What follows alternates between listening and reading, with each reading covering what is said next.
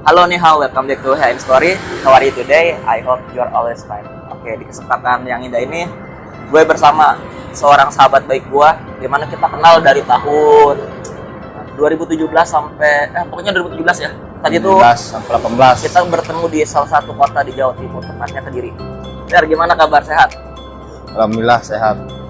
Kamu sendiri gimana? Sehat, Bung? Sehat, alhamdulillah. Sehat. Jadi kita mungkin lebih condong kita akan tanya-tanya kepada Seri ya, karena kalau gue kan udah bosan juga. Bro, kalau boleh kamu sharing, coba kamu perkenalkan dirimu dan dari mana kamu berasal dan apa yang kesibukan hari ini. Oke, perkenalkan saya Seri. Saya dari Makassar, salah satu kota metropolitan di bagian timur, ya Sulawesi Selatan lah. Dan sekarang lagi di Jakarta. Yang kesibukan ya seperti biasa orang-orang pada umumnya bekerja lah, itulah ya. Nah, mungkin itu aja, Bu. Oke, berbicara mengenai Makassar, menurut Bro Seri sendiri, kalau di Makassar panggilan untuk kakak atau abang tuh apa? Biasanya tuh Kanda. Oh, Kanda. Oke. Kanda. Menurut Kanda Seri, Makassar itu seperti apa? Ya, Makassar itu ya itu sebetulnya ya pulau Indonesia bagian tengah lah, dan letaknya itu ada beberapa suku. Tapi yang paling dikenal adalah suku Bugis. Bugis. Ya. Kira-kira Bugis itu dalam presentasi berapa persen di Makassar? Dalam persentase itu sekitar 70% lah. Jadi kan di Sulawesi ini Makassar ini kan Sulawesi Selatan. Iya. Nah, itu ada beberapa pulau, ada Sulawesi Selatan, Tenggara, Sulawesi Tengah, gitu Barat kan. ya. Ya, Barat. Nah, tiap-tiap pulau ini tuh mempunyai suku berbeda-beda. Kalau di Sulawesi Selatan sendiri itu ada dua, Bugis sama Mangkasa. Makassar. Ya. Iya. Nah, Bugis ini yang paling dominan lah di Sulawesi Selatan gitu. Dan mungkin di seluruh penjuru Indonesia, bahkan internasional pun juga udah tersebar orang-orang Bugis. Iya. Jadi seperti itu. Bisa dijelaskan perbedaan antara yang mencolok antara Bugis sama Makassar tuh, saya dari bahasa atau yang lain-lain kayak gimana? Jadi misalnya lagi jalan nih atau ketemu, kamu orang Makassar ya, kamu orang Bugis ya, dari mana ketahuannya? Sebetulnya kalau lebih mencolok tuh ya bahasa daerahnya ya, bahasa daerah. Karena mempunyai bahasa daerah masing-masing gitu. Dan itu perbedaannya jauh. Kita contohkan seperti apa? Kalau Bugis kan makan manre. Nah, kalau Mangkasa saya juga kurang tahu. Cuman ya ada bahasa sendiri gitu. Oh ya. Nah, tapi kalau dari segi logat pasti ketahuan. Iya. Ini orang Sulawesi, orang Makassar. Orang Bugis ketahuan nggak kalau ngomong? Ketahuan. Iya. Tapi ketahuannya sih ya tidak bisa dipastikan kalau ini Bugis atau Makassar. Tapi kalau misalnya dia berasal dari Sulawesi, pasti ketahuan orang Sulawesi dari segi logat. Oh ya. Ya, Oh kan? ya, Kandau Seri. Mau nanya, kalau untuk artinya Ewako PSM itu apa? Ewako itu apa? Jadi Ewako itu semacam inilah ya, kayak semangat PSM. Oh, Ewako. Ya, semangat. Kayaknya ya kayak ya bangkitlah semangat gitu. Slogan gitu. Oke. Kalau misalnya berkunjung ke Makassar, apa sih makanan daerah di sana? Makanan khasnya atau minumannya apa? Ya kalau di Makassar banyak ya makanan khas. Ya, Iya. yang paling terkenal kan ya coto Makassar. Coto Makassar. Ada namanya palu basah, konro. Palu basah tuh apa? Soto yang kayak gimana? Palu basah itu semacam daging terus ada kuahnya lah gitu. Ya mirip-mirip konro gitu, kebanyakan kayak tuan gitu. Oh iya. Coba yang Kandau Seri tahu kayak gini. Contoh kayak gini. Apa kabarmu? Kan kalau nggak salah apa kareba itu bahasa Makassar ya. Tapi kalau bahasa Bugisnya kayak gimana misalnya? Bahasa Bugisnya itu apa kareba gitu. Sama apa kareba. Oh iya. Jadi sebetulnya ada bahasanya yang mirip, ada juga yang beda. Tapi paling dominannya tuh dari segi bahasa daerahnya tuh memang beda gitu. antara Makassar sama Bugis. Tapi kalau pertanyaan-pertanyaan umum kayak menanyakan kabar, keadaan, ya sama pada umumnya. Banyak ya general lah, universal gitu. Oh iya. Tapi kalau udah masuk kayak makan, minum apa, itu udah pasti berbeda. Oh iya, mau tanya. Waktu 2017 mungkin ya. Kandau apa kandang tadi kandang ya? Kandang. Mana kandang? Apa itu? Kalau ngambil kakak tuh kandau apa kandang? Kanda. Kanda. Jadi Kanda seri sendiri waktu dari Makassar menuju ke Kediri gimana caranya? Naik apa waktu itu?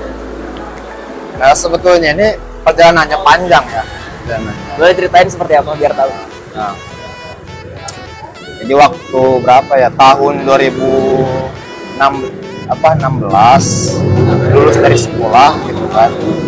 Nah, saya sempat dilema Iya. antara lanjutkan pendidikan atau bekerja. Iya.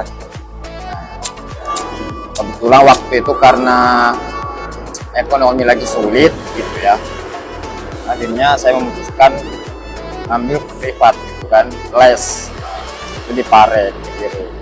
Nah, pertama kali di situ kan tempatnya pertama kali merantau lah, baru lulus dari SMA, SMK gitu kan. Nah, akhirnya saya minta izin ke orang tua buat merantau. Jadi saya belum punya tujuan kedepannya bakalan seperti apa. Ibaratnya daripada saya menganggur gitu kan, saya lagi isi kegiatan sehari-hari, les privat untuk mengimprove lah ya skill, pengetahuan bahasa Inggris gitu kan. Ya udah diizinin untuk merantau. Pertama kali merantau itu ya naik kapal. Oh, naik kapal laut. Kapal laut. Dari pelabuhan apa? Dari pelabuhan apa itu? Makassar. Ya, Namanya apa? Pelabuhan Makassar itu di Nusantara. Di Jalan Nusantara ya. Nah, itu sekitar sehari semalam, kurang lebih 24 jam lah. Dari Makassar ke Surabaya. Tanjung Perak ya? Tanjung Perak kan nih, iya Tanjung Perak Surabaya. Kalau Semarang Tanjung Emas kalau nggak salah. Tanjung Perak ya? Itu berapa ongkos tiket sama sih kan ya? Tiket kapal pelninya? Waktu itu di tahun 2016 sekitar 250 sampai 300 ya. Oh iya. Iya. Tapi kalau sekarang udah nggak ada segitu, mungkin udah 500 lah. Sehari semalam itu? Sehari semalam. Tapi itu full fasilitas ya. Makan ada, sarapan, terus kamar ada gitu. Dan itu pas ekonomi biasa yang paling murah tahun itu.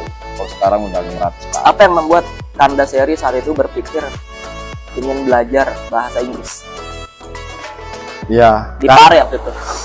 Kan waktu itu kan pas lulus SMK itu, saya itu punya impian memang berkarir di dunia penerbangan lah ya. Mau jadi pilot waktu itu ya.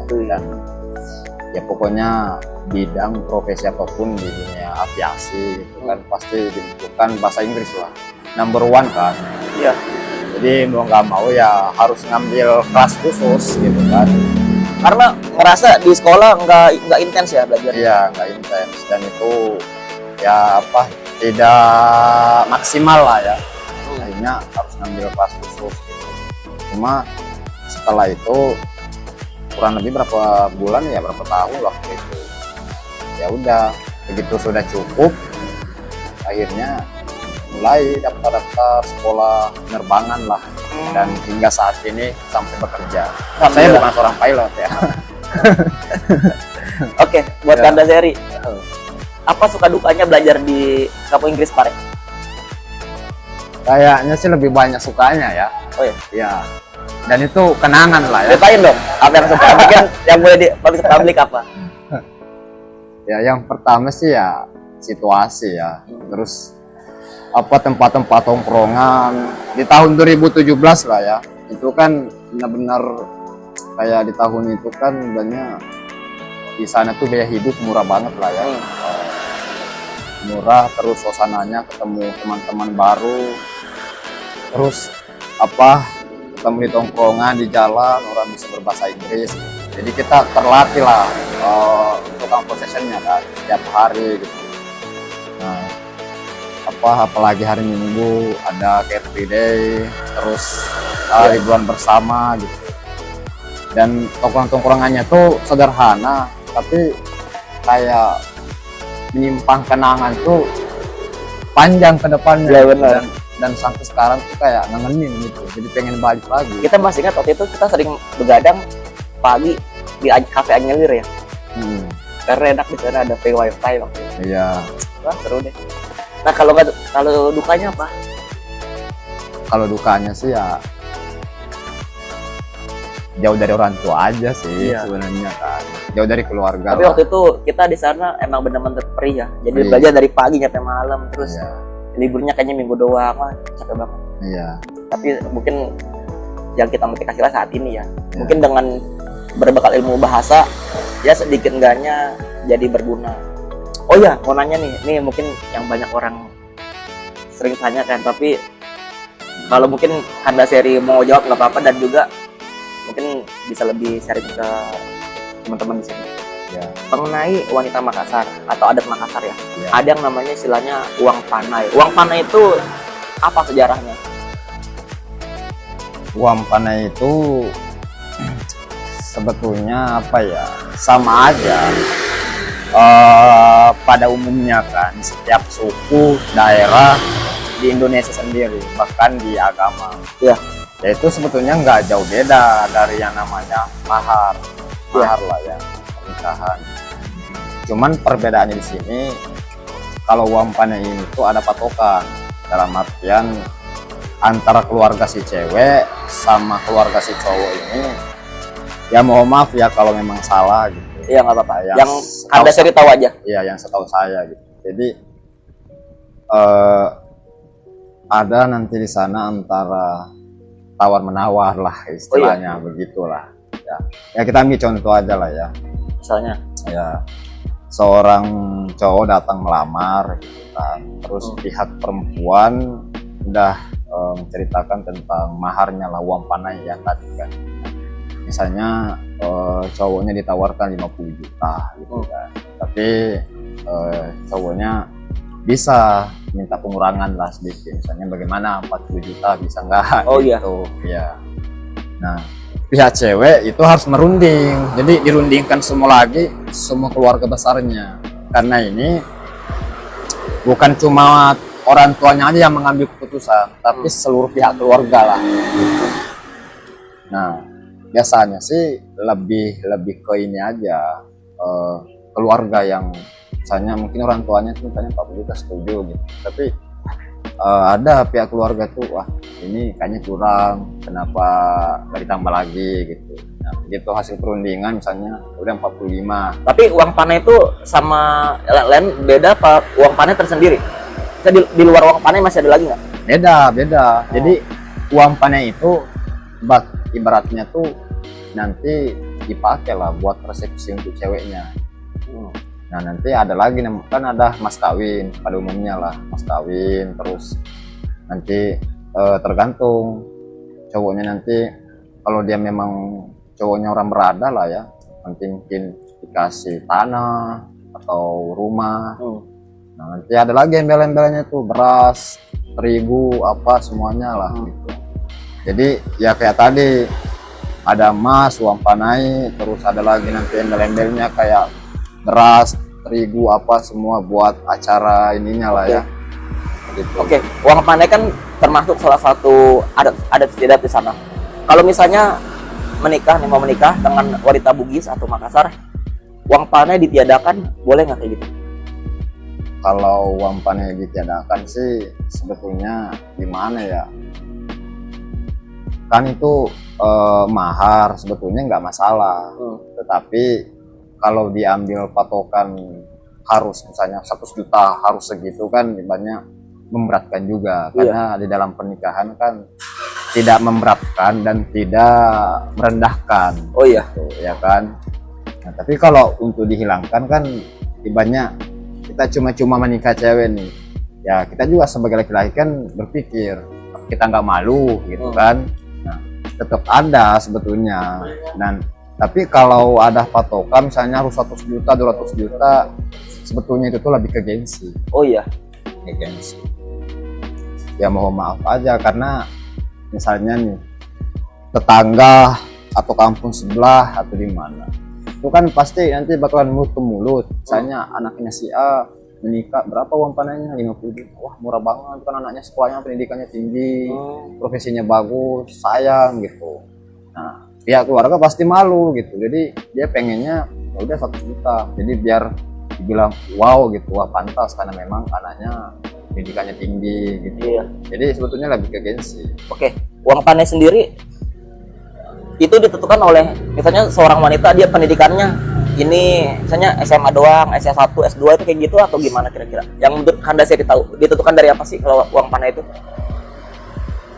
Iya, tapi tidak semua ya. Iya. Memang ada yang memandang status lah. Misalnya dari status pihak perempuan lah gitu kan. Misalnya katakan keluarga berada gitu kan, terus pendidikannya tinggi atau bahkan profesinya bagus, ya pasti uang panennya juga mahal. Iya. Nah, kalau orangnya sederhana, pendidikannya mungkin SMA apa, ya mungkin di bawah itu.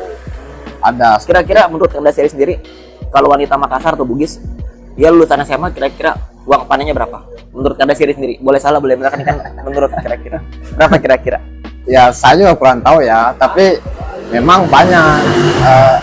Itu sih tergantung ke pribadi masing-masing, tergantung keluarga masing-masing ya. Ya kalau memang anak orang keluarganya niat mau ngejual anaknya kan, misalnya anak saya nih pendidikannya tinggi, Iya. kalau uang panennya sekian, wah murah banget gitu kan. Nah, tapi kalau misalnya orang tuanya ya misalnya welcome gitu kan, terus udah deket sama si cowoknya gitu, si cowoknya dekat sama keluarganya, sebetulnya itu bisa dibicarakan walaupun dia pendidikannya tinggi, karena antara cowok sama keluarga cewek udah deket, terus cewek sama keluarga cowok udah deket. Nah itu biasanya itu daripada pacaran lama-lama, terkadang si orang tua cewek ini juga sama, pada umumnya di sini juga dimanapun lah, terkadang orang tua cewek juga tanya, ya udah kamu kapan datang ke rumah.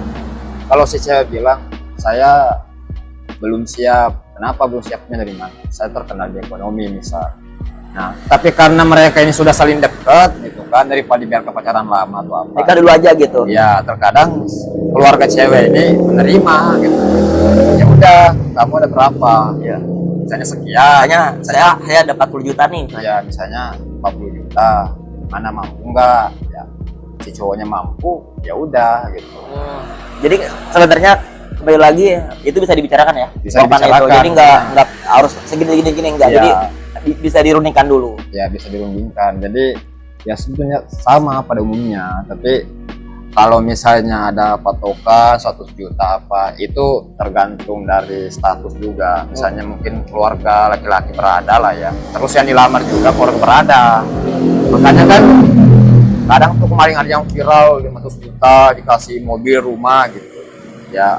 Terus banyak muncul pertanyaan, apakah semua wanita Makassar begitu? Enggak. Jadi tergantung perundingan gitu kan. Nah itulah kenapa Wahyu tanya mengenai tentang uang panai, Sir. Iya. Jadi biar tahu aja, karena ini yang dari semua. Makassar juga. Ya.